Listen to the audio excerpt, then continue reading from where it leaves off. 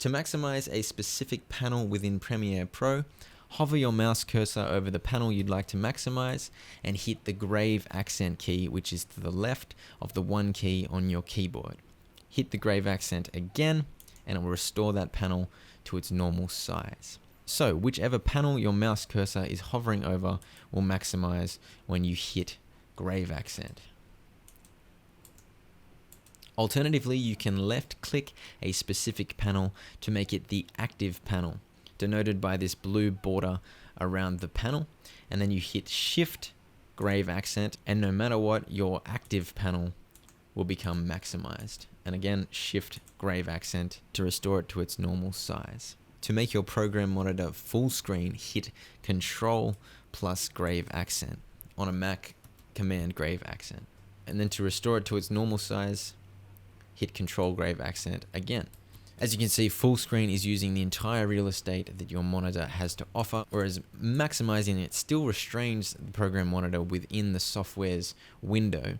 So with that in mind, hitting Control plus grave accent gives you a more complete viewing experience when you're reviewing your edit because it fills up the entire screen. Please note, by default, hitting Control or on a Mac, Command plus grave accent will maximize the program monitor. However, if you do have the source monitor selected and it's your active panel, again denoted by the blue border, hitting Control accent will make it full screen instead.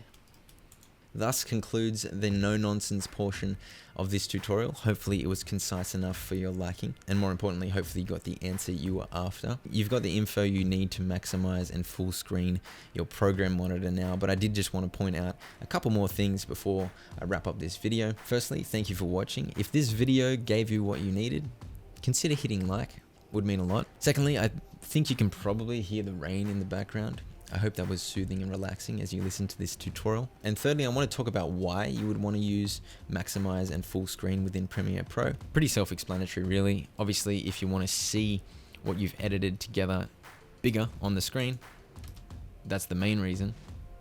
But I just wanted to point out it is handy on the other panels to use maximize. For example, if you're looking through your bin of footage, you can't see all of it here tucked away in the corner, but if you hit grave accent and maximize it, it fits way more tiles within the screen and you can hopefully more quickly find the clip you're after. And finally, I'd just like to point out that you can of course change the key bindings if you desire. To change your key bindings, hit Control-Alt-K on a PC, or if you're on a Mac, I imagine it's Command-Option-K. Alternatively, you can just go to Edit and then it's down here. And then once you're in the keyboard shortcuts menu, go to this little search bar, type in maximize, and you'll see maximize or restore active frame is Shift plus grave accent, as we talked about, and maximize or restore frame under cursor is grave accent, again, as we talked about, so you can change that to whatever you want. And then to change the full screen, type in full screen, and it'll bring up toggle full screen, which here is default Control plus grave accent. But again, you can change that to whatever you want, whatever might suit your workflow and the way you like to get around a keyboard. Alright, sweet. Thank you for watching what has been the first installment of No Nonsense Tutorials, which is, I guess, a playlist, a series that I'm going to do on YouTube, because I know there's a lot of tutorials out there where people kind of waffle a bit too much.